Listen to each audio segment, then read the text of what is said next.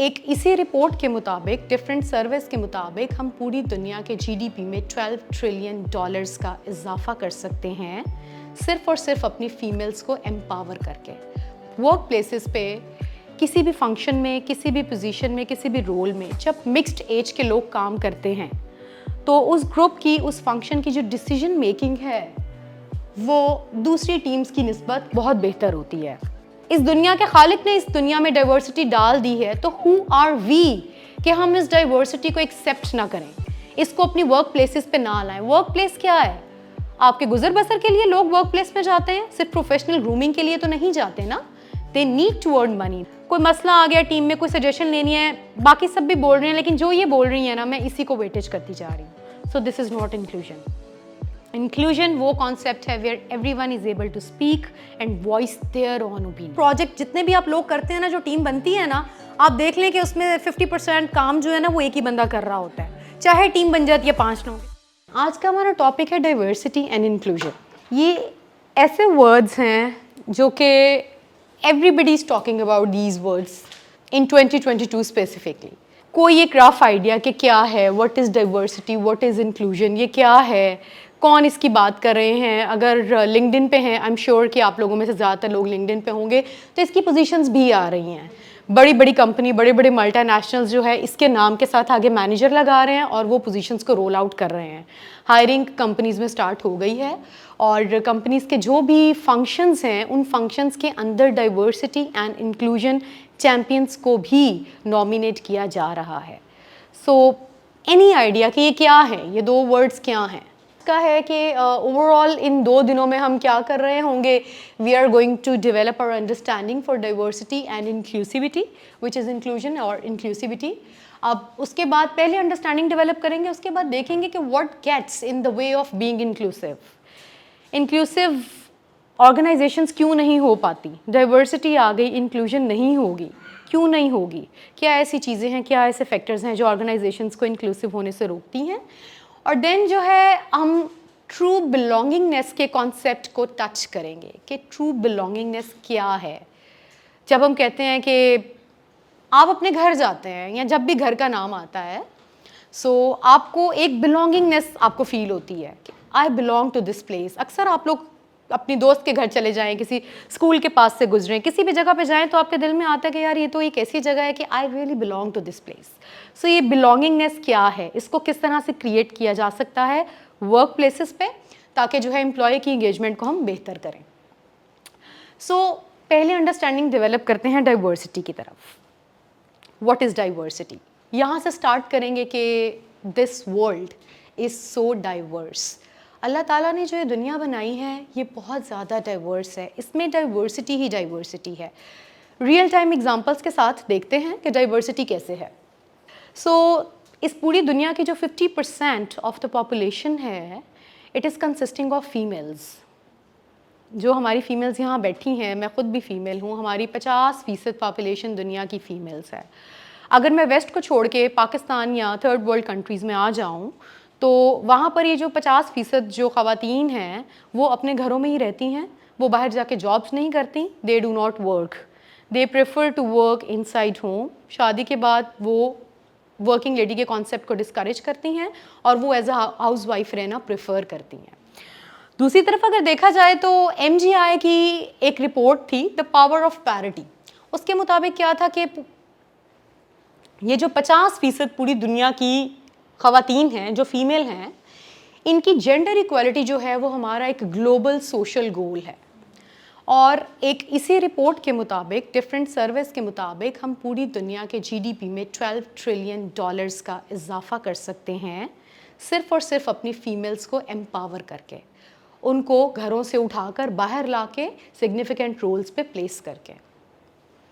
और दूसरा फैक्ट देखा जाए वो ये है कि we also have wide variety of ethnicities and races in this world. But fact क्या है कि ह्यूमन जीनोम रिपोर्ट है, उसके मुताबिक क्या है कि तमाम इंसानों का जो DNA है वो 99.9% सेम है। सो जब हम सब इंसानों का, रिगार्डलेस ऑफ कौन मुस्लिम है, कौन हिंदू है, कौन क्रिश्चियन है, कौन वाइट है, कौन ब्लैक है, पाकिस्तानी, अमेरिकन, कौन अमराती है, रिगार्डलेस ऑफ दिस फैक्ट जितने भी ह्यूमंस हैं उनका डीएनए इज़ 99.9% सेम। सो जब डीएनए ही 99.9% सेम है तो इसका मतलब है कि हम सब लोग एक ही फैमिली का पार्ट हैं, और वो फैमिली क्या कहलाती है? It is the human family. So फिर जब हम सब एक ही फैमिली का पार्ट हैं तो हमें अपने डिफरेंसेस को सेलिब्रेट करना चाहिए। एक ही फैमिली का पार्ट है ना, आप घर में रहते हैं तो आप क्या करते हैं? घर में रहते हुए थोड़ी एग्जांपल लें तो आपके सिबलिंग्स जो हैं, आप कभी भी एक जैसे नहीं होते। कोई 3 बहन भाई हैं, कोई 2 हैं, कोई 5 हैं, everyone is different. Parents same हैं, सेट ऑफ फैमिली एक ही है, but every one of you is different from other. So हम उस केस में भी क्या करते हैं? Still we enjoy, still we lead our life together, so we always celebrate our differences. एक और इसकी स्टडी को देखा जाए तो इस दुनिया में there is huge number of nationalities, huge number of languages and cultures in this world. So जब हम कल्चर की बात करते हैं तो व्हाट इज़ कल्चर? कल्चर एक बहुत ब्रॉड वर्ड है, बड़ी रिच टर्म है ये। कल्चर हम किसको कहते हैं? कोई मुझे यहाँ से बताए। सो कल्चर को यहाँ पर भी जो जिस तरह से मैंने डिफाइन किया कि it is collection of values, beliefs, behaviours, attitudes, norms, customs and traditions. ये कल्चर जो है अपने अंदर इन तमाम चीज़ों को समाये हुए है। 2022 में एक स्टडी हुई जिसने इस चीज़ को प्रूव किया कि वर्क प्लेसेस पे किसी भी फंक्शन में, किसी भी पोजीशन में, किसी भी रोल में जब मिक्स्ड एज के लोग काम करते हैं तो उस ग्रुप की, उस फंक्शन की जो डिसीजन मेकिंग है वो दूसरी टीम्स की निस्बत बहुत बेहतर होती है। नाउ वाई, इसको हम थोड़ा रियल टाइम के साथ कनेक्ट करते हैं। मैं आपको सप्लाई चेन की एग्जांपल कोट करती हूँ। अब जो फ्रेश बायर्स टीम में आते हैं, दे हैव अ चांस कि वो एक्सपीरियंस लोगों से उनके एक्सपीरियंस की बेसिस पे लर्न करते हैं। ऑन द अदर साइड जो एक्सपीरियंस लोग हैं वो क्या करते हैं कि वो फ्रेश ग्रेजुएट से अपनी लर्निंग करते हैं। हाउ?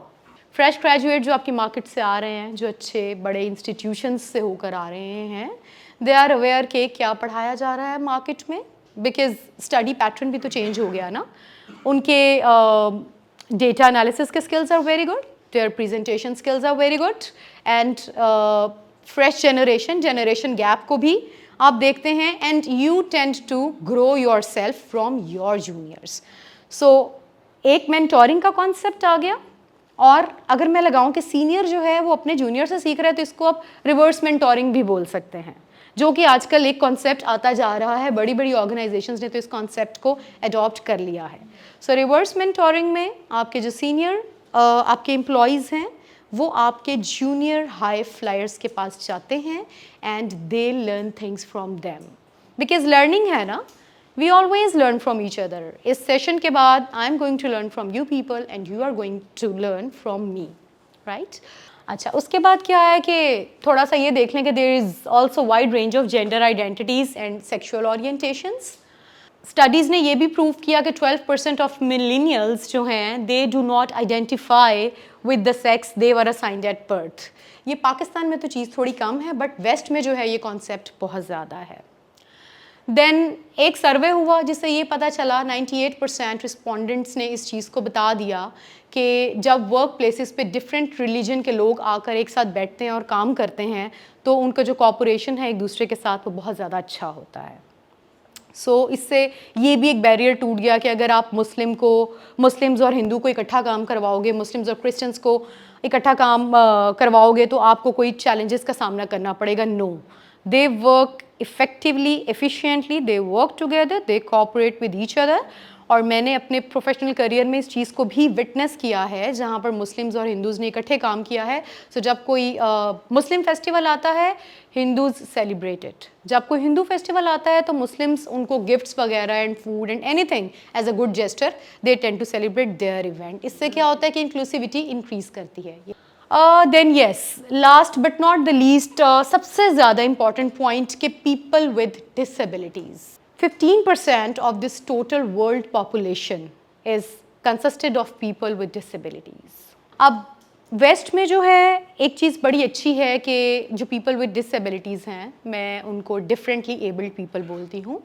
सो उनके लिए हर एक ऑर्गेनाइजेशन ने, हर एक फंक्शन ने सेट ऑफ जॉब्स जो है डिफ़ाइन कर दिया है। वो उनको अपने सिस्टम में लाते हैं, उनको वही वाली जॉब्स देते हैं जो कि वो ईज़िली परफॉर्म कर सकें।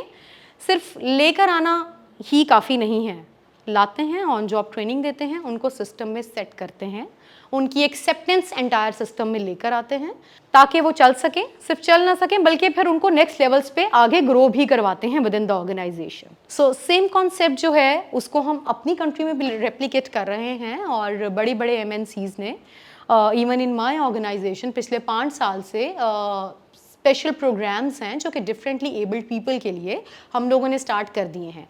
अब इन प्रोग्राम्स के under what did we do कि हर एक फंक्शन को थ्रू HR BPs हमने हर एक फंक्शन में कहा कि कुछ ऐसी पोजीशंस आइडेंटिफाई करें जिसमें हम इन लोगों को लेकर आ सकते हैं। सो हमने पहले पोजीशंस को आइडेंटिफाई किया, उसके बाद फिर हमने इसकी हायरिंग स्टार्ट की। So once they are hired we made sure कि जब वो फैसिलिटी में आए उनको किसी भी तरह की कोई प्रॉब्लम ना हो। उनके लिए हमने डेडिकेटेड वॉक वेज बनवा दिए, उनके लिए ऑफिस में वो एक अच्छे तरीके से मूव अराउंड कर सके, हमने फैसिलिटी को अपने उस लिहाज से सेट करवाया। उनके लिए वॉशरूम्स में वैसी हमने फैसिलिटीज़ दी कि उनको कोई प्रॉब्लम ना हो।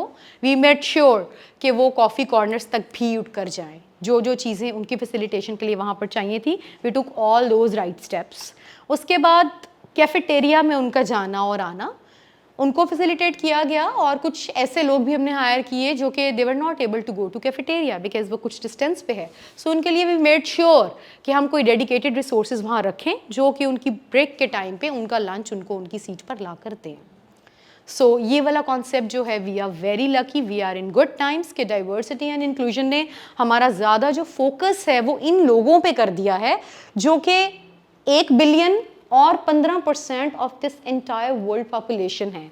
और इस 15% में 80% लोग उस एज ग्रुप में फॉल करते हैं जो कि वर्किंग एज का ग्रुप है।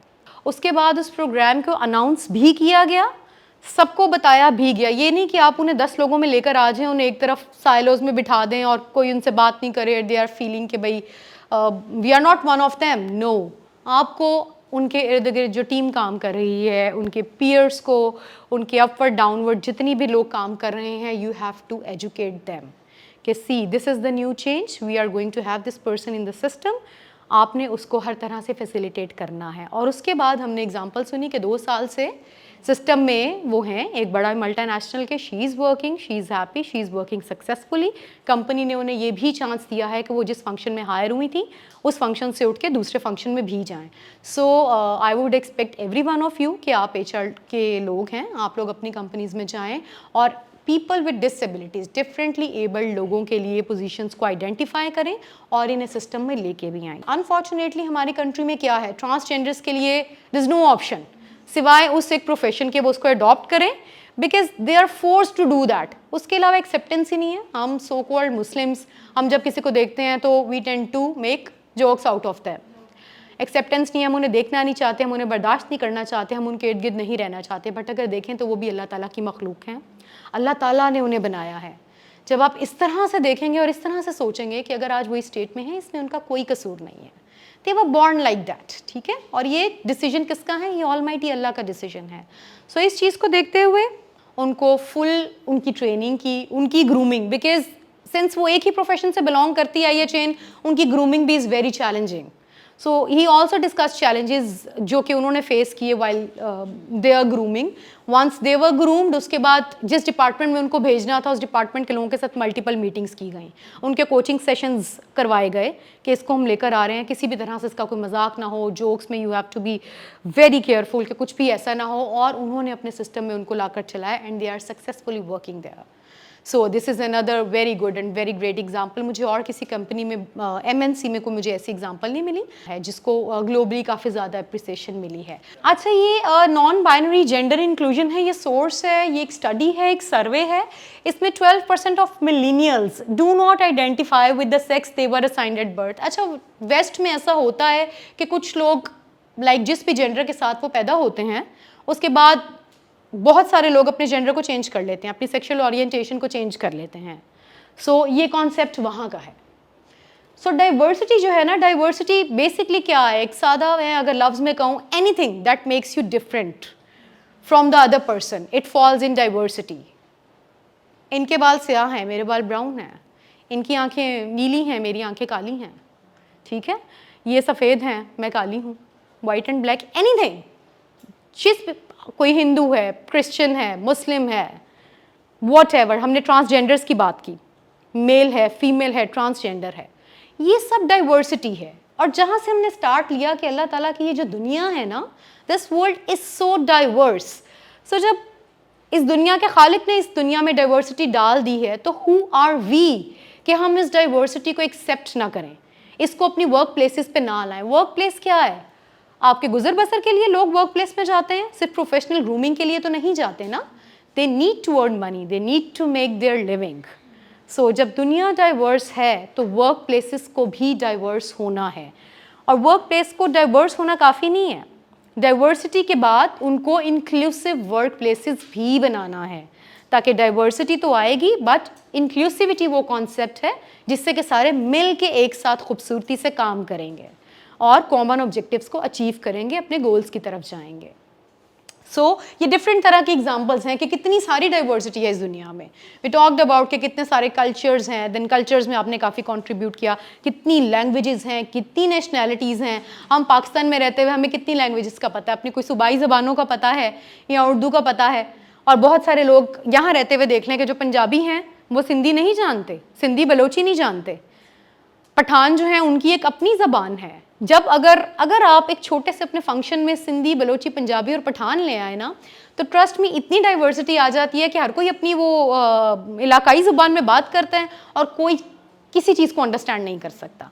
दरिया को कूजे में बंद करें, जितनी हमने चीज़ें पढ़ ली उन सबको अगर मैं सम अप करूँ तो क्या है diversity? It is about getting the right mix of people. Mix कर दें लोगों को, इतने सारे जो डिफरेंट लोग हैं इनको एक जगह पे ले आएँ और इनको मिक्स करें।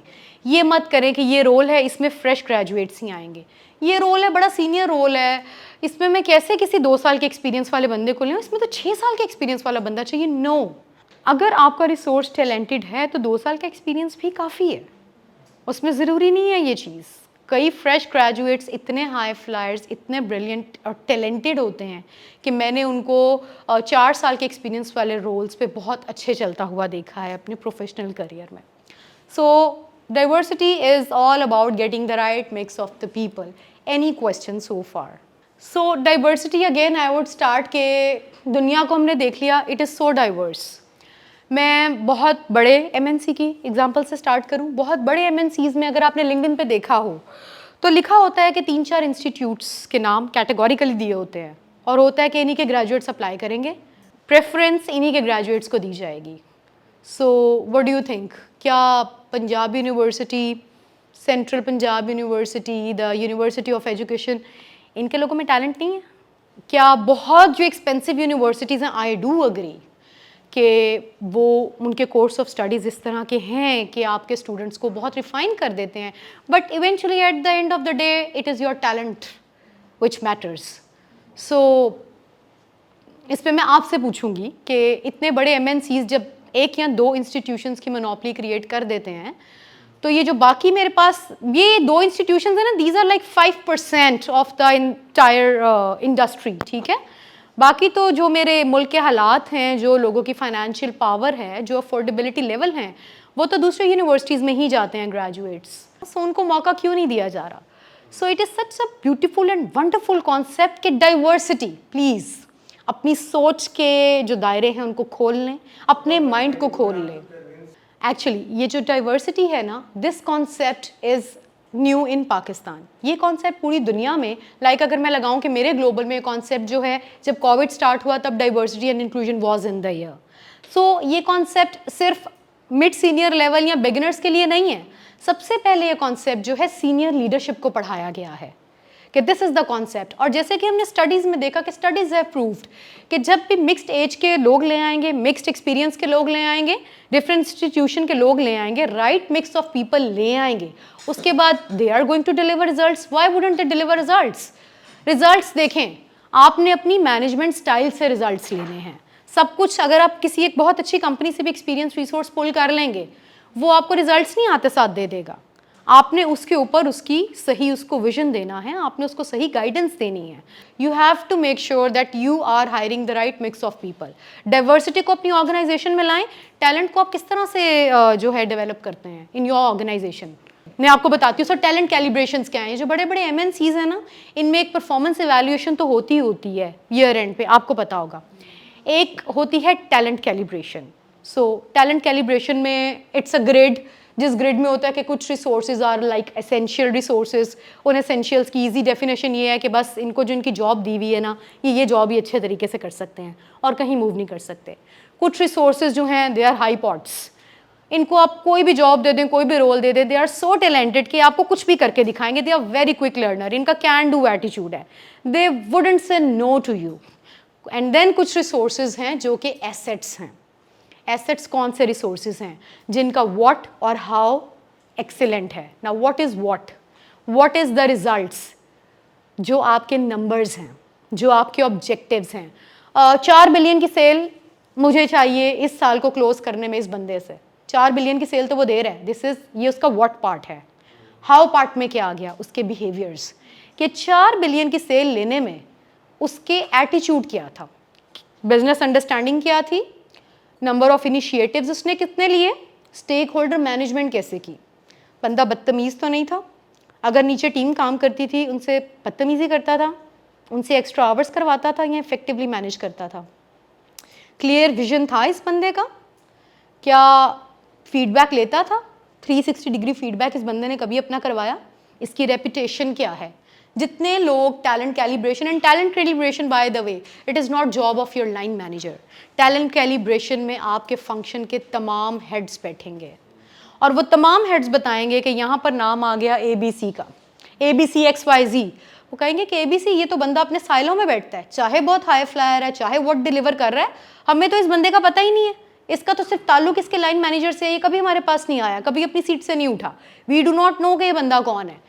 उसका लाइन मैनेजर अब उसे डिफेंड कर रहा है कि नहीं यार ये मेरा बंदा चीता है, इसको मैं जो भी देता हूँ टारगेट ये उसको हमेशा मीट करता है। दूसरों ने कहा सॉरी हम इसको एसेट्स में प्लेस नहीं करेंगे बिकॉज हमारे सामने इस बंदे की विजिबिलिटी नहीं है, इसने कितने प्रोजेक्ट्स किए हैं साल में, ये कभी प्रेजेंटेशन लेकर हमारे पास आया है, ये सिर्फ अपनी ही जॉब करता रहा अच्छे तरीके से, इसने और कुछ लर्न करने की कोशिश नहीं की। लाइक अगर ये एक प्रोक्योरमेंट का रिसोर्स है, इसने कभी नहीं सोचा कि डिमांड एंड सप्लाई प्लानिंग में क्या चलता है, ये कभी अपनी सीट से नहीं उठा या सेल्स में नहीं गया, कभी अपनी सीट से नहीं उठा, कभी इसने वेयर हाउसिंग या फिजिकल लॉजिस्टिक्स को टच बेस नहीं किया, सो सॉरी ये बंदा एसेट नहीं है, इसके साथ सीरियस विजिबिलिटी का इशू है, राइट। ये चैलेंज आ गया दूसरे लोगों से। सो आपकी टैलेंट रेटिंग जो है वो व्हाट की बेस पे आप एसेट पे नहीं जा सकते। आप एसेट तब बनेंगे जब आपका नाम आएगा और टेबल पे जितने सीनियर लोग उस टाइम बैठे हैं वो सब आपकी तमाम बातों को वैलिडेट करेंगे। 4 बंदे बैठे हैं, एक बंदा कहेगा यस ये this resource is very excellent resource, इसका ये जहाँ पर भी जाता है ना, रूम में एंटर होता है तो सारे रूम की एनर्जी को पॉजिटिव कर देता है। दूसरा कहेगा बिल्कुल ये ऐसा बंदा नहीं है कि कोने में बैठ के काम करेगा, he is always up and running on the floor, मुझे इससे में एक काम पड़ा था और इसने अपने सारे काम छोड़ के मुझे सपोर्ट किया था, यस इज़ वेरी सपोर्टिव। तीसरा आपका फीडबैक आएगा वो भी सिमिलर नेचर का पॉजिटिव फीडबैक होगा। 5वां फीडबैक आएगा वो कहेगा यस वो एक फॉरेन विजिट आया था और इसने अपने एक प्रोजेक्ट की प्रेजेंटेशन बहुत इफेक्टिवली प्रेजेंट की थी, यस। इसके साथ साथ इसका हाउ जो है वो सारे बंदों ने वैलिडेट कर दिया, वो हाउ में बहुत हाई रेटिंग में चला गया। अब व्हाट तो एक ऐसी चीज़ है जो कि सबके सामने है, नंबर्स तो कौन डिनाई करेगा, किसी ने अगर आपको 4 बिलियन की सेल दी है तो उसने दी है, no one can deny that, लेकिन how is something very subjective. आपका फीडबैक क्या है, आप लोगों के बारे में बड़ी जल्दी फीडबैक बनाते हैं, बहुत से लोग आपकी कंपनी में ऐसे हैं आप कहते हैं कि बंदा काबिल तो बड़ा रिजल्ट तो देता है लेकिन बदतमीज़ बंदा है, ये रेपुटेशन हम हर कोई कहते हैं, every one of us has experience such set of people, लेकिन कुछ बंदे ऐसे हम कहते हैं कि इतना काबिल बंदा है ना लेकिन इतना डाउन टू अर्थ है ना कि इसको ना दिल करता है कि इसे जाके सलाम करें, हम इसकी इज्जत करते हैं। So this is the difference between what and how. So talent की development itself is a subject. जब आप एक टैलेंट को ऑर्गेनाइजेशन में ले आए हैं ना तो आपने उसको छोड़ना नहीं है, उस टैलेंट के ऊपर कोई ना कोई उसका लाइन मैनेजर उसका लीडर बैठा हुआ है, वो एम्प्लॉई और लाइन मैनेजर अपने डिफरेंट चेक इन्स में साथ साथ बैठेंगे एंड देन लाइन मैनेजर की ड्यूटी है कि वो एम्प्लॉय से पूछेगा कि वो आज यहाँ है, वो 3 साल के बाद 5 साल के बाद अपने आप को कहाँ देखना चाहता है। सो वो कोई पोजीशंस बताएगा कंपनी की, और उन पोजीशंस को देखते हुए फिर जोन से सेट ऑफ बिहेवियर्स रिक्वायर्ड होंगे, जोन सी ट्रेनिंग्स रिक्वायर्ड होंगी, जोन से प्रोजेक्ट्स रिक्वायर्ड होंगे, उस पर बैठ के दोनों एक बड़ा हॉलिस्टिक प्लान बनाएंगे और फिर 2 साल 3 साल में आपका पूरा एक एक्शन प्लान बनेगा और उसकी एग्जीक्यूशन उस टैलेंट का काम है। This is how the talent is developed in mature organisations. Faisal, so organisation में ना कुछ लोग ऐसे हैं कि हम इंसान हैं ना, हम डिफरेंट हैं। कुछ लोग आप देखें बचपन से ही बहुत ज़हीन होते हैं, हम कहते हैं कि शुरू से बड़ा इंटेलिजेंट था। लेकिन कुछ लोग होते हैं, हम देखते हैं कि वो 1 घंटा भी पढ़ते हैं ना तो हमेशा फर्स्ट आ जाते हैं। वेराज कुछ लोगों को बहुत मेहनत करनी पड़ती है, दिन रात पढ़ते हैं, कॉपियाँ भर छोड़ते हैं, लिखते हैं और उसके बाद फिर कहीं वो जाके उसके लेवल पे आते हैं। सो ऑर्गेनाइजेशंस में भी ट्रस्ट भी मैंने यही चीज़ देखी है कि कुछ लोग, जैसे कि मैंने एक फ्रेश ग्रेजुएट को मैंने मेंशन किया कि एक फ्रेश ग्रेजुएट मैंने अपने टेन्योर में देखा जिसको फ्रेश पोजीशन नहीं दी गई, थोड़ी सी 4-5 साल के एक्सपीरियंस वाली पोजीशन पे प्लेस कर दिया गया जहाँ पे अच्छी खासी स्टेक होल्डर मैनेजमेंट रिक्वायर्ड थी और हर कोई देख रहा था कि ये आज फेल होगा और कल फेल होगा। ट्रस्ट मी, उसके लीडरशिप स्किल्स इतने अच्छे थे उस रिसोर्स के कि अब उसको किसी ने कुछ सिखाया नहीं ना। ऑफ कोर्स यूनिवर्सिटीज़ में भी लीडरशिप तो नहीं पढ़ाई जाती, आपको कोर्सेज पढ़ाए जाते हैं, बट उसने उस रोल को इतना अच्छा टैकल किया कि हमने कहा यार he is a natural leader. Where as कुछ ऐसे एम्प्लॉयज़ हैं, कुछ तो ऐसे ही बहुत इंटेलिजेंट होते हैं कि they are very quick learners, वो फ़ौरन आते हैं, अपनी जॉब लर्न करते हैं, दूसरों के साथ नेटवर्किंग करते हैं, लंच में एक दूसरे के साथ बाहर जाते हैं और टी पे कनेक्ट करते हैं, कॉफ़ी में कनेक्ट करते हैं, अपनी विजिबिलिटी फ़ौरन क्रिएट कर लेते हैं। वेयर एज कुछ लोगों में एक कमी होती है, उसमें क्या है कि वो लोग क्या करते हैं, वो सोचते रहते हैं कि हम अपना काम सीखेंगे, काम सही होगा ना तो हम खुद आगे जाएंगे। बट नो, ये वाला फॉर्मूला आज से 5 साल पहले जो था वो बिल्कुल वर्केबल था। बट आजकल के टाइम में अगर आपकी विजिबिलिटी नहीं है, चाहे आप बहुत काम कर रहे हैं, आपको सोशल के साथ टैलेंटेड भी होना है, इनको आपने मिक्स नहीं करना। अपनी जॉब में तो एक्सीलेंट होना ही है, अपनी विजिबिलिटी क्रिएट करनी है। विजिबिलिटी कैसे आप क्रिएट करेंगे?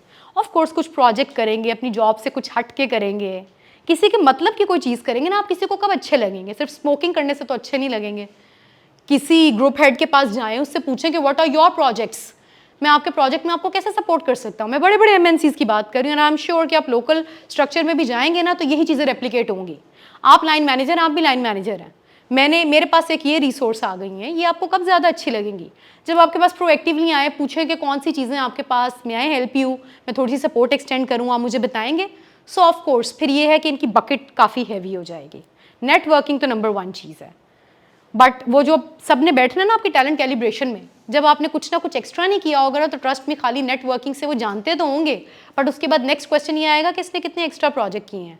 अच्छा, इसने किए, प्रोजेक्ट फेल हो गया, कोई बात नहीं, एफर्ट्स तो उसने किए हैं ना। सो this is how it goes. बिल्कुल ठीक है। और यहाँ मैं थोड़ा सा ये ऐड करूँगी कि जो 2-3 बड़ी यूनिवर्सिटीज़ हैं कंट्री में, उनके जो ग्रेजुएट्स आते हैं, जब आप उनको किसी एक मेन स्ट्रीम लगा लें पंजाब यूनिवर्सिटी के ग्रेजुएट के साथ जब आप कंपेयर करेंगे, तो ट्रस्ट मी, जो आपका टॉप यूनिवर्सिटी का ग्रेजुएट है वो बिल्कुल क्लीन बोल्ड कर देगा पंजाब यूनिवर्सिटी को। Trust me, I have seen that, I have witness that. मैं खुद पंजाब यूनिवर्सिटी की ग्रेजुएट हूँ। बट क्या है कि eight the end of the day जब आप डाइवर्सिटी ले आएंगे और आप यहाँ एक्सेप्टेंस लाएंगे कि ठीक है ये तो पढ़ के टॉप की यूनिवर्सिटी से आया, इसको ये चीज़ें आई हैं, बट अगर मैंने इसको हायर कर लिया है तो हो सकता है मैं इन दोनों को ही आपस में लगा दूँ कि इसके जो से स्किल्स अच्छे हैं मैं एज अ मैनेजर इसको डायरेक्ट करूँ कि ये यही वाले स्किल्स इसको भी सिखाएगा। Because this is the way how you learn in the organisation also. मैं अपनी ऑर्गेनाइजेशन में मुख्तलिफ रोल्स में मैंने मूव किया है, सो सब कुछ तो मैं सीख कर नहीं आई थी। इवेंचुअली मैंने डिफरेंट लोगों से जा के चीज़ें सीखी। मैं सीनियर अपने सिर्फ लाइन मैनेजर तक नहीं रही, अपनी विजिबिलिटी क्रिएट की, दूसरे लोगों के पास गई, उनसे जाके चीज़ें सीखी। सो इस तरह से आपने खुद भी ग्रूम करना है और ऑर्गेनाइजेशन में जो आपकी ग्रूमिंग है ये this is your on job. Do not rely on your line manager. अपनी ग्रोथ पे आपको ही काम करना है, किसी और से एक्सपेक्ट ना कीजिएगा कोई और इस पे काम करे। लाइन मैनेजर के साथ चेक इन आपने अपने जो है उनको लॉक करना है। लाइन मैनेजर के साथ आगे जाने के लिए डिफरेंट एस्पिरेशंस को आपने डिस्कस करना है। डू नॉट एक्सपेक्ट कि आपका लाइन मैनेजर आपको बुलाएगा और आपको कहेगा नो।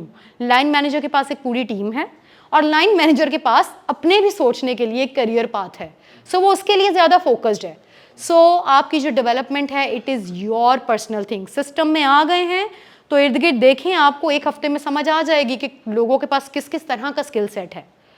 सो ऑर्गेनाइजेशन पे सब चीज़ ना डाल दें, अपने आप को इतना इम्प्रूव करें, इतना एजाइल करें कि लोगों के पास जाएं और चीज़ों को लर्न करें। देखें कुछ चीज़ें ऐसी हैं जो हमारे which are out of our hands. हम इस मुल्क में रहते हैं ना, तो आप अगर जाकर देख लें तो इस मुल्क में इतनी डाइवर्सिटी है। अगर मैं लिंक करूं कि अगर आप मेट्रो DHS स्टोर में जाएंगे ना, तो वहाँ के जो आप कस्टमर देखेंगे ना, सही पोश कस्टमर्स हैं। आप मेट्रो रावी रोड आ जाए, वहाँ पर जो आप कस्टमर्स देखेंगे ना, वो बिल्कुल सिंपल हैं, वेरी बेसिक। आप मेट्रो DHS जाएंगे, आपको शेल्फ पे असॉर्टमेंट डिफरेंट नज़र आएगी, आपको इंपोर्ट नज़र आएगी, आपको चॉकलेट्स नज़र आएंगी। आप रावी जाएंगे, आपको चॉकलेट नहीं मिलेगी। आप मेट्रो DHS के कैफ़े में जाएंगे, आपको स्मार्ट चीज़ें मिलेंगी खाने के लिए, फैंसी चीज़ें मिलेंगी। आप रावी पे आ जाएंगे तो वहाँ सबसे फैंसी चीज़ है पिज़्ज़ा। सो ये क्या हमने स्टडी किया। आप मेट्रो मॉडल टाउन चले जाएं, असॉर्टमेंट इज़ डिफरेंट। ठोकर चले जाएं, which is like hub of metro, assortment is entirely different. So ये एक लाहौर में रहते हुए मुख्तलिफ एरियाज़ में इतनी डाइवर्सिटी है कि आप DHA को देख लें, वो बिल्कुल पोश हैं। आप रावी रोड पे आ जाएं, शादरा में चले जाएं, people are very basic. Model Town की population is different, and then जितनी हाउसिंग सोसाइटीज़ हमारी ठोकर को टच करती हैं वो लोग डिफरेंट हैं। सो इतनी आपकी डाइवर्सिटी है, उनको देखते हुए फिर उनको जाहिर है उन्होंने भी तो बिजनेस चलाना है, वो फिर वहाँ पे वही चीज़ लाते हैं जिनके स्टॉक रोटेशंस बेहतर हैं। सो अगर मैं यूनिवर्सिटीज़ की बात करूँ तो मैंने पहली चीज़ एक्सेप्टेंस कह दी। देखें, चीज़ आपकी एक्सेप्टेंस से स्टार्ट होगी। आपने रेबल नहीं बनना किसी चीज़ में, आपने दुनिया को समझना है। आपने, मैंने बात की, ऑर्गेनाइजेशन में जाके उसके डायनामिक्स को समझना है। आप अगर पंजाब यूनिवर्सिटी की हूँ, मैं नेस्ले में गई हूँ, सब यकीन करें कि हर कोई मेरे पास आता था और पूछता था कि आप यहाँ कैसे आ गई। आप तो वो एक यूनिवर्सिटी का नाम लेके, द बेस्ट यूनिवर्सिटी, आप तो वहाँ की है ही नहीं, आप यहाँ कैसे आ गई, आपको किसने हायर किया, आपका कौन लिंक है। अगर उसको पता चल गया कि पॉजिटिव रिसोर्स है, can do attitude, and then ये हायर हो गई, अपनी इस बात पे हायर हो गई। मैंने अपनी हायरिंग की बात की। So never stop yourself, never limitise yourself. कभी ना सोचें कि मैं नहीं हो सकती इसके लिए। आप हर जगह जा सकते हैं। You have to be confident in yourself, but confidence ऐसे नहीं कि बकेट में कुछ है नहीं और कॉन्फिडेंस ही confidence. No, learn skills, change yourself, evolve yourself with the changing times. जो स्किल्स आजकल की ज़रूरत है उन स्किल्स को सीखिए, उन पे बात कर सकें। जब अगले को आप वैल्यूएबल नज़र आएंगे तो वाई नॉट यू, वो आपको क्यों हायर नहीं करेंगे, वो आपको ज़रूर हायर करेंगे। So you have to be positive. Positive रहना नंबर 1 चीज़ है, ठीक है। सो डाइवर्सिटी अब तक हमने अच्छी खासी जो है वो डिस्कस कर ली। What is inclusion? इंक्लूजन क्या है? डाइवर्सिटी तो हमने बता दिया, मुख्तलिफ तरह के लोगों को लेकर आ गए, पंजाबी, सिंधी, मुस्लिम, हिंदू, क्रिश्चियन, वाइट, ब्लैक। जब आप डाइवर्स टीम्स लेकर आ गए, अब आपने इन सब को इकट्ठा मिक्स करना है और इनको इकट्ठा काम करवाना है। Inclusion is how this mix works together towards a common goal. अब लेट्स सपोज मैं एक मैनेजर हूँ, ये वाला मेरा ग्रुप है, डाइवर्सिटी से भरा हुआ है ग्रुप, मैं इसको लेकर आ गई और अब इसमें ये जो है ना, ये सबसे ज़्यादा एक्सपीरियंस रिसोर्स हैं। अब कोई भी अगर क्यूरी आती है, कोई भी मसला आता है, मैंने कोई भी डिसीजन लेना है, मैं हर दफ़ा इनकी बात सुनती हूँ और मैं इन्हीं को बुलाती हूँ। मैं एक टीम बिल्डिंग प्लान करना चाह रही हूँ और मैं कह रही हूँ कि बाकी तो सब छोड़ो, मैं इन्हीं को बुलाती हूँ, मैं इन्हीं से प्लानिंग करवाती हूँ। कोई मसला आ गया टीम में, कोई सजेशन लेनी है, बाकी सब भी बोल रहे हैं लेकिन जो ये बोल रही है ना, मैं इसी को वेटेज करती जा रही हूँ। So this is not inclusion. Inclusion वो कॉन्सेप्ट है where everyone is able to speak and voice their own opinion. उनके ओपिनियन को वैसे ही सुना जाए जैसे कि सबके ओपिनियन को सुना जा रहा है। इस कमरे में जितने लोग बैठे हैं, इस कमरे में इस टाइम बहुत ज़्यादा डाइवर्सिटी है। एज वाइज देखूँ, प्रोफेशन वाइज देखूँ, स्टडीज़ वाइज देखूँ, जेंडर वाइज देखूँ, we have diversity in the class, ठीक है। सो इस डाइवर्सिटी में इंक्लूजन कब आएगी? जब मैं आप सबको इक्वली कंट्रीब्यूट करवाऊंगी और इक्वल चांसेस दूंगी कि आप सब बोल सकें।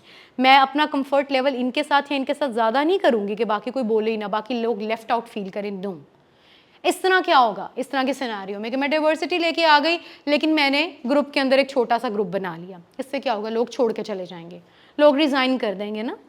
उनको लगेगा, कोई बोलेगा कि भाई मैनेजर तो हमारी बात सुनता ही नहीं, भाई इस वर्क प्लेस में कोई फ़ायदा नहीं, जो एक इंस्टीट्यूशन है उसी की बात सुनी जाती है। कोई और कहेगा कि वो वाला एक बंदा तो ना मैनेजर का फेवरेट है, हमारे बोलने का क्या फ़ायदा, जो कहना है होना तो उसी ने है, ठीक है। सो इवेंचुअली लोग क्या करेंगे, they will start looking for other jobs.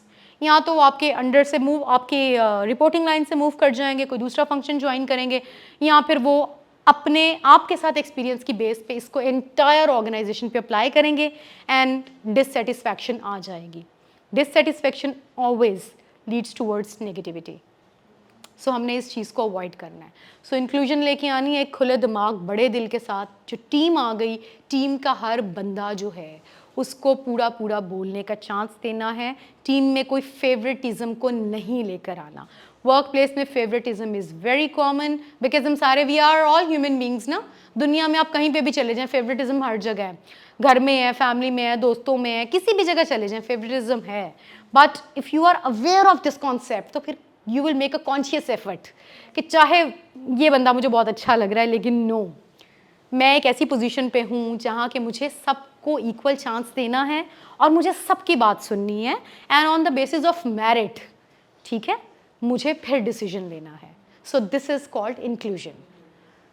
Without inclusion diversity fails. And what is the failure of diversity? कि डाइवर्स टीम लाके बिठा दी, सब लोग छोड़ के जा रहे हैं, लोग आपके साथ काम ही नहीं करना चाहते। यहाँ एक टीम में लोग लाके बिठा दिए, एक यूनिवर्सिटी के दो लोगों ने अपनी अलग डेढ़ इंच की मस्जिद बना ली, प्रीवियस एम्प्लॉयर किसी का at certain point in time एक था, उसने एक अलग डेढ़ इंच की मस्जिद बना ली, हिजाब वाली जो लड़कियां और मौलवी जो लोग थे उन्होंने अलग अपना एक ग्रुप बना लिया, जो जीन्स में और वेस्टर्न क्लोथिंग में आते थे उन्होंने कहा ये सब तो फारिग हैं, हम मॉडर्न है, हमारा अलग ग्रुप है।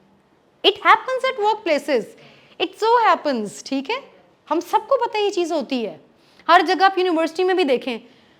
सो आपने अपनी मिडिल ग्राउंड्स को फाइंड आउट करना है, जो छोटे छोटे बैरियर्स हैं ना इनको आपने तोड़ना है, you have to break the barriers.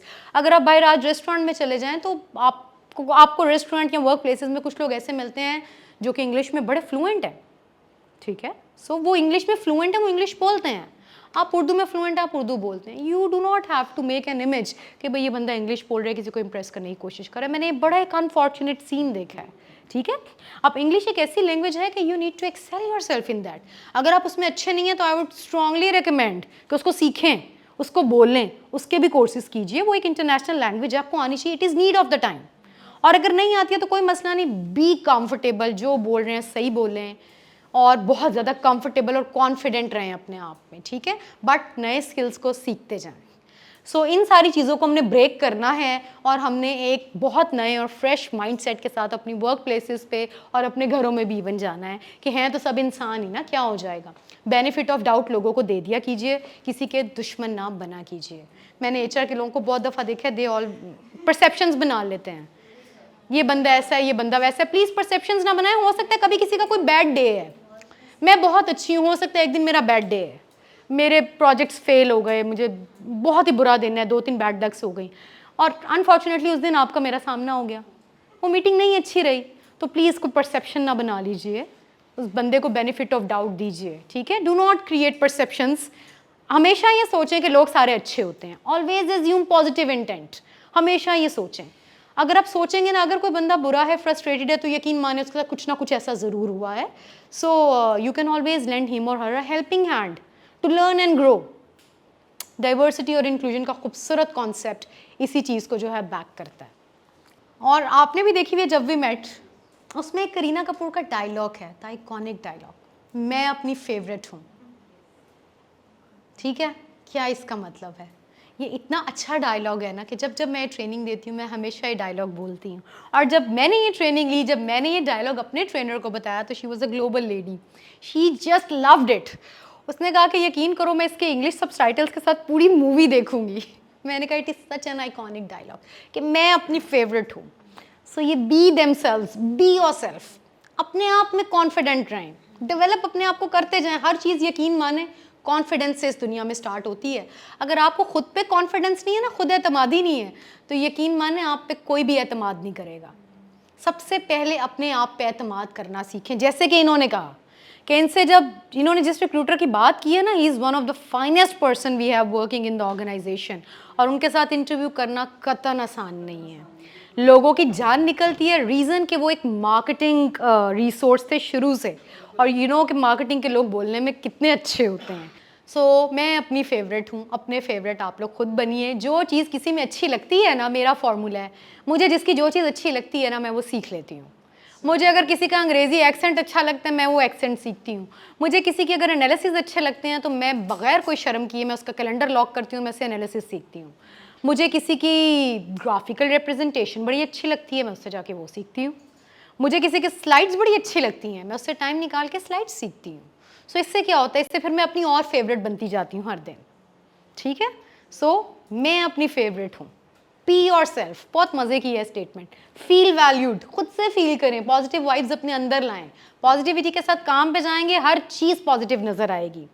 जब भी बॉस का बुरा मूड होता है सुबह आते साथ पहले क्या हम लोग चीज बोलते हैं एज अ सबॉर्डिनेट, पहला जो डायलॉग बोला जाता है ना, आज बॉस की जो है ना बीवी से लड़ाई हुई है, पहला डायलॉग, यकीन माने। So feel valued and add value. जब आप वैल्यूड अपने आप को समझेंगे ना, तब फिर आप ऑर्गेनाइजेशन में कोई वैल्यू भी ऐड करेंगे। ठीक है, रोज का काम जो कर रहे हैं, जिसके लिए आपको पैसे मिल रहे हैं, वो तो कर ही रहे हैं ना, वो वैल्यू एडिशन नहीं है। प्लीज इस चीज को याद रखिएगा, नोट कर लीजिए, योर JSP और JD इज नॉट वैल्यूएबल। वो तो एक काम है जिसके लिए आप हायर हो चुके हैं, आपको बता दिया गया, सिखा दिया गया है।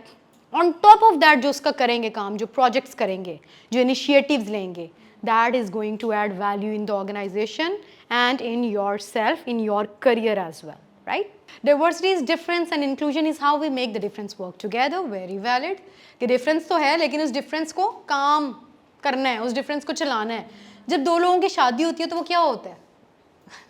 आजकल के टाइम्स में तो फिर मोबाइल फोन्स हैं कि people tend to develop their understanding. Previous times में क्या होता था, हमारे पेरेंट्स के टाइम्स में तो कोई अंडरस्टैंडिंग नहीं होती थी ना, दो कंप्लीटली डिफरेंट पर्सनालिटीज़ आपस में एक रिश्ते में बांध दी जाती थी और कह दिया जाता था बस जीना मरना इसी रिश्ते में है। सो उनके पास क्या था, वो भी डाइवर्सिटी थी। They used to be different but still they used to make it work.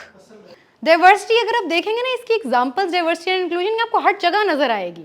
सो ये नहीं कि डाइवर्सिटी लेके आ गए हैं, डाइवर्सिटी लेके आए, अब उनके पास there is no other choice बजाय इसके कि वो इंक्लूसिव हो जाएं। हस्बैंड अपनी वाइफ की थोड़ी सी चीज़ों से कॉम्प्रोमाइज़ करे, वाइफ हस्बैंड की चीज़ों से कॉम्प्रोमाइज़ करे, और हम बोलते भी हैं ना कि रिलेशनशिप चलाने के लिए कॉम्प्रोमाइज़ तो करने पड़ते हैं। Eventually you learn each other, you grow together. ठीक है, सो यस। अच्छा, परफॉर्मेंस इवैल्यूएशन में आपके ऑब्जेक्टिव सेट कर दिए जाते हैं साल के शुरू में। यहाँ पे मैं बता रही हूँ, आप जो ऑब्जेक्टिव आपके सेट कर दिए जाते हैं ना, वो ऑब्जेक्टिव ऐसे नहीं होगा कि आपको मैनेजमेंट ने दे दिए and you are not aligned on that. There is one concept which is called goal alignment. And what that concept is, वो कॉन्सेप्ट ये है कि आपकी बड़ी बड़ी MNCs में ये चीज़ इज इम्प्लीमेंटेड, कि वो कॉन्सेप्ट ये है कि आपकी कंपनी की global strategies, global priorities set हो गई कि इस साल 2022 के लिए कंपनी इन 4 चीज़ों पे फोकस करेगी।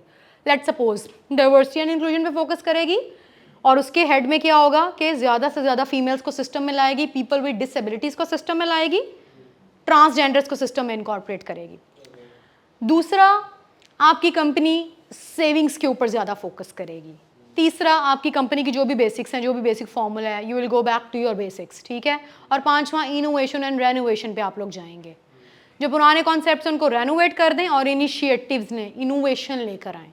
ठीक है, ये ग्लोबल प्रायोरिटीज़ हो गई, ये जाएंगी हर एक कंट्री में। इन ग्लोबल प्रायोरिटीज़ को हर एक कंट्री ट्रांसलेट करेगी अपनी प्रायोरिटीज़ में। मेरे सीनियर लीडर की प्रायोरिटीज़ में ट्रांसलेट होंगी, उसके KPI बनेंगे, उसके KPI कैस्केड होके मेरे लाइन मैनेजर के KPIs में ट्रांसलेट होंगे, मेरे लाइन मैनेजर के जो KPI हैं वो कैस्केड होके ट्रांसलेट होंगे मेरे KPIs में। सो ये कहलाती है गोल अलाइनमेंट। अब मेरे KPIs आ गए, being an employee I need to sit with my line manager and I need to see कि ओके दीज आर KPIs, मुझे समझाएं इनको अचीव कैसे करना है। ये सिर्फ आपने KPI नहीं दे देने, आप लाइन मैनेजर हैं, you are leader, this is your responsibility, you have to make it workable. अगर मुझे कहीं कोई चैलेंज आ जाए, उस चैलेंज को मैंने ओवरकम नहीं करना, it's you and me who are going to work together. You know what is that coach and develop? Coach and develop एक कोर लीडरशिप बिहेवियर है, जिसमें लाइन मैनेजर ने आपको सिर्फ चीज़ें नहीं दे देनी, आपको सिर्फ सिस्टम में नहीं ले आना, उसने सिस्टम में ला के आपको ईच एंड एवरी चीज़ सिखानी है। आपको जहाँ जहाँ ऑब्स्टिकल्स आएंगी, चैलेंजेस आएंगे, उसने इनको ओवरकम करवाना। बट अगेन, ये आपने हाथ पे हाथ रख के नहीं बैठना, लाइन मैनेजर सब कुछ करेगा। No, it's a 2-way stream. Let me finish. So it's a 2-way stream.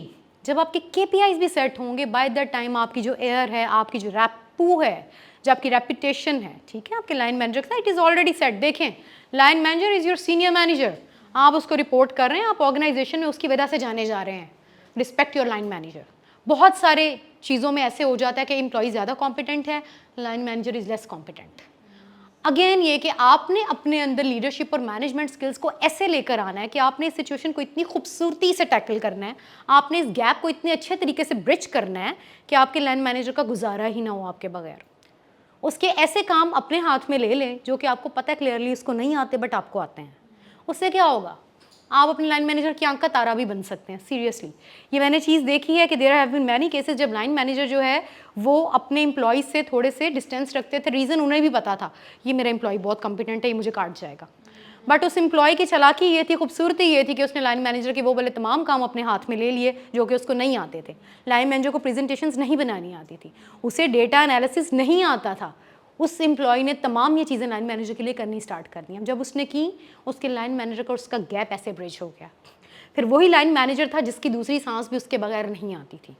सो ये जो है ना, it's always a two way street. ये आपकी अपनी एफर्ट है। ऑर्गेनाइजेशन में जाके ये ना समझे कि आप सर्वाइव करेंगे। एज आई सेड अर्लियर कि survival is always for the fittest. Objective आपके बन गए, लाइन मैनेजर के साथ कंसेंसस करें, सेट हों। अगर आपको समझ नहीं आ रही, HR को कॉल कर लें।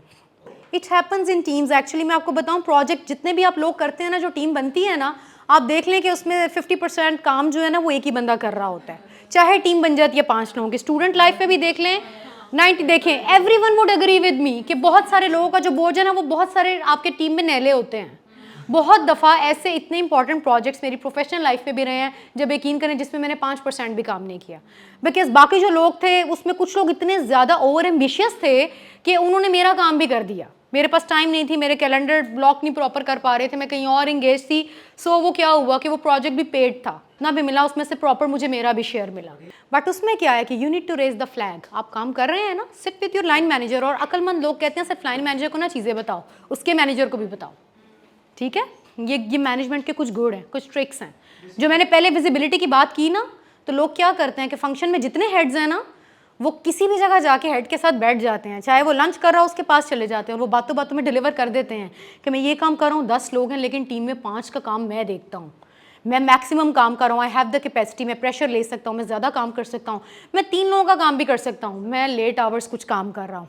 सो ये आपकी अपनी, आपने इसको यूज़ करना है। आपने लाइन मैनेजर को you need to communicate over and over again कि देखिए सर, मैं इस बंदे का काम भी कर रहा हूँ, अब नेक्स्ट जो प्रमोशन आनी है, जब जो रेज आना है या बोनस आना है, तो फिर आपने मेरा ख्याल रखना है। So understanding inclusivity. Now we are going to understand what inclusivity is. Valuing inclusion, gauge yourself, ठीक है। यहाँ पर एक मैट्रिक्स हमने बना दिया है, जिस मैट्रिक्स के वाई एक्सिस पे हमने प्लेस कर दिया है कि वैल्यू इन द यूनिकनेस, और एक्स एक्सिस पे हमने प्लेस कर दिया है कि बिलोंगिंगनेस टू टीम और ऑर्गेनाइजेशन। अच्छा, अब what is the interesting fact कि आपकी value in uniqueness would be high जब डिफ्रेंसिएशन का कॉन्सेप्ट आ जाएगा, और आपकी वैल्यू इन यूनिकनेस और बिलोंगिंग टू एनी टीम और organisation would be the highest जब आप वहाँ पर इंक्लूजन का कॉन्सेप्ट लेकर आ जाएंगे। अब हम थोड़ी सी इनको अंडरस्टैंड करेंगे कि what is exclusion, what is differentiation, what is assimilation and what is inclusion. इन सारे कॉन्सेप्ट्स को अंडरस्टैंड करने के बाद वी विल सी कि इंक्लूजन के कॉन्सेप्ट को किस तरह से सॉलिडिफाई करेंगे बाकी के 3 कॉन्सेप्ट्स। सो सबसे पहले हम देखते हैं एक्सक्लूजन क्या है। अभी तक हमने सारी ये डिस्कशन में कवर कर लिए हैं। ये पिक्चर देखें, this is self explanatory. Batman इकट्ठे बैठे हैं और स्पाइडरमैन को उन्होंने अलग कर दिया है। तो शायद ये सेल्स की टीम है और वो एक ऑपरेशंस का प्रोफेशनल है, ये HR का प्रोफेशनल है। इसको किसी भी तरह देख लें, ये लेडीज़ की टीम है, वो एक मर्द है। एक मर्द जब ज़्यादा लेडीज़ में आ जाए तो वो भी बेचारा अकेला ही रहता है। एक फीमेल जब मर्दों में आ जाए तो मुझे लगता है कि मर्दों में थोड़ी एक्सेप्टेंस ज़्यादा होती है, they tend to be more friendly with the female, ठीक है। 3 मुस्लिम इकट्ठे हो गए, एक क्रिश्चियन को अलग कर दिया। पीछे पीछे कुछ ना कुछ बात ज़रूर करेंगे कि क्रिश्चियन है, ध्यान से कानों कानों में बता देंगे खाना नहीं इकट्ठे खाना, क्रिश्चियन है। और ये अगर 3 क्रिश्चियन है, एक मुस्लिम है, तो वो भी यही कुछ करेंगे, ठीक है। सो ये वाली जो सिचुएशन है ना, ये एक्सक्लूजन कहलाती है, जब आप अपने जैसे लोगों के साथ मिल जाते हैं और जो आपके जैसे नहीं होते आप उनको एक्सक्लूड कर देते हैं। जैसे मैंने बोला कि हिजाब वाले लोग और दाढ़ियों वाले लोग अपनी 1-1.5 इंच की मस्जिद बना लेते हैं, ठीक है। कैफ़े भी जाएंगे, इकट्ठे जाएंगे, काम पे भी जाएंगे, तो आप देखिए उनका एक इकट्ठा ग्रुप होता है। नहीं, ऐसी नहीं है। अल्लाह ताला ने तो सब दुनिया डाइवर्स बना दी है। इस दुनिया में this world is so perfect, इस कायनात को इतना परफेक्टली तख्लीक किया गया है। इंसान को उसने ना एक्सप्लोर करने का कहा है। वो कहता है मैंने कायनात में तमाम चीज़ें रख दी हैं, मेरी दी हुई अक्ल को इस्तेमाल करो और सीखते जाओ। क्या है, लहद से महद तक इल्म हासिल करें। अल्लाह ताला तो कहता है कि तुम अपनी आखिरी सांस तक चीज़ें सीख सकते हो, और उसने हुक्म दे दिया है, कि एक्सप्लोर करो, तुम्हें अपनी जिद्दोजहद करनी पड़ेगी, तुम्हें चीज़ों को समझना पड़ेगा। तो जब कायनात में उस रब ने जिसने कायनात बनाई है उसने इतनी डाइवर्सिटी डाल दी है, और उसने, आप देखें ना कि हमारे नबी सल्लल्लाहु अलैहि वसल्लम रहमत लिल आलमीन कहलाते हैं, रहमत लिल मुस्लिमीन नहीं है। What is that? आपने अगर कभी पढ़ा हो, कभी अगर आपने कोई डिफरेंट बुक्स वगैरह, आई एम श्योर आप लोगों का नॉलेज मेरे से बहुत ज़्यादा होगा, तो मैंने बहुत सारे नॉन मुस्लिम्स को देखा है कि वो मुस्लिम किस तरह से हुए कि उन्होंने ख्वाब में आप सल्लल्लाहु अलैहि वसल्लम की ज़ियारत की, अपनी किसी क्यूरी के लिए उन्होंने कनेक्ट किया, उन्हें ज़ियारत हुई और then they change their religion. So इतनी ज़्यादा ओपननेस है इस्लाम में अगर हम अंडरस्टैंड करें, लेकिन हम तो आज तक शिया, सुन्नी, देवबंदी, वहाबी, हम तो इनमें ही फंसे हुए हैं। मैंने Mumtaz and then even in Shahabnama में भी एक ऐसी एग्जांपल है। सो ये वाले इंटरेस्टिंग फैक्ट्स तो देखें, अल्लाह ताला ने तो तमाम, अल्लाह ताला के बंदे ने, हमने क्या कहा, साइंस ने प्रूव कर दिया 99.9% डीएनए तो तमाम लोगों का सेम है।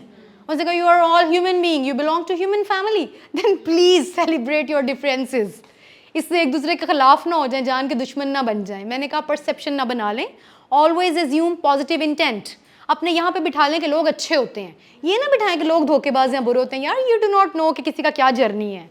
कोई इतना सख्त हो गया, इतना करवा हो गया लाइफ में, पता नहीं उसने क्या क्या चीज़ें देखी हैं। और कोई, अब मैं लगा लूँ कि एक मेरे पास ऐसा बंदा जो बाहर से ग्रेजुएशन करके आया, उसने देखी ज़िंदगी की लग्जरी है, और एक ऐसा बंदा जिसने जॉब भी की है और उसने सख्त मोमबत्तियाँ चला के उसने पढ़ा भी है। क्या दोनों का जर्नी सेम है? तो अगर मोमबत्तियों वाला बंदा थोड़ा सख्त हो जाए और वो जो बंदा पढ़ के बाहर से आया है वो बड़ा रिफाइंड, बड़ा सॉफ्ट है, तो प्लीज़ इन दोनों के जर्नी में ज़मीन आसमान का फ़र्क है। कुछ लोग इस दुनिया में बहुत सारी लग्जरीज़ के साथ पैदा होते हैं, ठीक है। हमारे पॉलिटिशियंस के बच्चे देख लें, ये मुंह में सोने का निवाला लेके पैदा होते हैं। सो इनको हम अपने जैसे लोगों के साथ नहीं कंपेयर कर सकते। You need to understand that. हम ह्यूमन बीइंग है ना, हम ही एक दूसरे को अंडरस्टैंड करेंगे। सो ये खूबसूरती है इस चीज़ की कि एक ग्रुप बना के जमा ना हो जाए। प्लीज़ बुलाएं जहाँ पे कोई वेस्टर्न, क्रिश्चियन फीमेल्स के केस में क्लोथिंग मैंने देखा है कि सबसे पहले जो इन्हें जीन्स में नज़र आता है, दे टेंड टू थिंक कि भाई ये बहुत मॉडर्न है, ये बहुत ज़्यादा आज़ाद है, और बस इसको ना ज़रा बच के इसलिए इसने ज़्यादा फ्री हो जाना है, ठीक है। Do you agree with me? हाँ, तो प्लीज़ आपने जो है वो इस तरह ग्रुपिंग नहीं करनी। ग्रुपिंग जो है अलाउ नहीं है, ये अच्छी बात नहीं है। आपने बड़े जहन के साथ काम करना है, मिक्स होके बैठे, मिल के बैठे, इंजॉय करें। This is exclusion. Reflection in action में मैंने लिखा हुआ है कि is this person like me. हम पहले ये देखते हैं, स्कूल में जाते हैं तो किसके साथ जाके बैठते हैं, यूनिवर्सिटी में जाते हैं तो किसके साथ जाके बैठते हैं, जो अपने अपने जैसे नजर आते हैं ना, हमेशा हमारी दोस्ती उनसे होती है। सो काम वाली जगह पे भी हम वही कॉन्सेप्ट को रेप्लिकेट करने की कोशिश करते हैं, यार मेरे जैसा कौन है, देखिए मेरे जैसा कौन है। एक बंदा जो हेल्दी फूड खा रहा है मेन्यू में, और आपको ज़रा देसी मटन की आदत है, तो आप इससे भी एसोसिएशन करते हैं कि नहीं भाई ये तो बहुत बर्गर बच्चा है, मैंने इसके साथ नहीं जाना। जो मटन खाएगा मैंने तो उसके साथ बैठना। क्यों? आपको पता होगा मैं ये एग्जांपल क्यों दे रही हूँ। You would know that. एक बंदा जो जिम करता है, तो वो जो जितने जिम वाले लोग हैं ना, वो सारे साथ में हो जाते हैं। सो जितने थोड़े से बल्कि लोग होते हैं वो कहते हैं नहीं यार ये तो these are modern people. No, but no, mix होके बैठे, हो सकता है वो आपको वेलनेस के कुछ कॉन्सेप्ट सिखा दें, ठीक है, आप कुछ सीख जाए। क्या आप लोगों को पता है कि इस दुनिया में जो है अल्लाह ताला ने मोर देन 8.7 स्पीशीज़ को बनाया है। कितनी species? More than 8.7 species in this world. इतनी डाइवर्सिटी इस रब ने इस कायनात में रख दी है। देखिए ये भी उसी के बनाए हुए जानवर है ना। जंगल का कानून किस चीज़ को बोलते हैं? कौन एक्सप्लेन करेगा बड़ा अच्छा सा? यहाँ जंगल का कानून है। जंगल में क्या होता है आपने देखा हो नेशनल ज्योग्राफिक चैनल में और इधर मूवीज़ में, तो क्या होता है जंगल में? जंगल में थोड़ा बता देती हूँ किस कॉन्सेप्ट। अच्छा ये है कि जौन से जानवर है ना वो अपने ग्रुप्स में रहते हैं। जो जिराफ का ग्रुप है ना वो एक जगह रहेगा और वहाँ पे आप कभी नहीं देखेंगे हाथी जाके रहेंगे। जो एलिफेंट्स है ना उनका एक अलग ग्रुप होगा और वो वहीं रहेंगे। जो आपके डियर हैं वो वहीं रहेंगे। जो आपका बब्बर शेर है ना, या जो शेर चीते हैं, वो शेर चीतों के ग्रुप में रहेंगे। वो कभी जिराफ या उनके पास नहीं जाएंगे अनलेस एंड अनटिल उन्होंने अटैक करना हो। सो ऐसी जगह जहाँ पर एक जैसे लोग, जगह तो एक ही है, जगह तो जंगल ही है, बट उस पर अपने अपने ग्रुप बना के रह रहे हैं, वो वाली जो जगह है ना वो चीज़ डिफ्रेंसिएशन के कॉन्सेप्ट में आ जाती है। क्योंकि हम तो ह्यूमन बीइंग है ना, सो डिफ्रेंसिएशन तो जानवरों का काम है। हमने ये नहीं करना, हमने अपने साइलों में नहीं रहना, हमने तमाम ह्यूमन बींग्स के साथ मिल के रहना है, मिल के चलना है, उनको अंडरस्टैंड करना है, उनको सिखाना है, ठीक है। ब्लैक वाइट रिगार्डलेस किसी का क्या रिलीजन है, किसी की क्या सेक्सुअल ओरिएंटेशन है, किसी का क्या एक्सपीरियंस है, कौन किस यूनिवर्सिटी से है, किसका क्या स्किल सेट है, हमने इन चीज़ों को नहीं देखना। We have to raise ourselves above the differences, ठीक है। ये जंगल का कानून है, जंगल में होते डिफ्रेंसिएशन होती है। देखें कोई जानवर किसी दूसरे जानवर को अपने इलाके में नहीं आने देता। नेशनल ज्योग्राफिक में ये एग्जांपल्स देखने के लिए मिलती हैं। सो ये डिफ्रेंसिएशन कहलाती है। देन इंक्लूजन, सबसे खूबसूरत चीज़ जिसको होना चाहिए, hand in hand, white black, पोनियों वाले बच्चे, खुले बालों वाले बच्चे, लड़के लड़कियाँ, स्कैंडिनेवियन कंट्रीज़। आप अमेरिका में देखिए, अमेरिका में बहुत ज़्यादा रेशिज्म था ब्लैक्स के ख़िलाफ़ एक दौर में, सो वो अभी भी है। तो देखें ये जो गोरे आज कह रहे हैं ना डाइवर्सिटी एंड इंक्लूजन, 8 स्लाइड्स बना के हमें पढ़ा रहे हैं, हमारे मज़हब ने हमें 1400 साल पहले पढ़ा दी हैं चीज़ें। सो तमाम डिफरेंसेस को तुम्हारे मज़हब ने ख़त्म कर दिया, कि सिर्फ हमने यहाँ पे रखा हुआ है कि डिफरेंसेस हैं, ये हैं। आप हज़रत खदीजा रज़ियल्लाहु अन्हा को देख लें, वो कितनी कामयाब ताजर थी, तिजारत करती थी, और वो एक मालदार खातून थी। सो कौन कहते हैं औरतें तिजारत नहीं कर सकती। बट कल जो है थोड़ा हम स्पीड अप पकड़ेंगे और आगे के जो हमारे कॉन्सेप्ट। सो इंक्लूजन ये है। यहाँ तक किसी का कोई क्वेश्चन?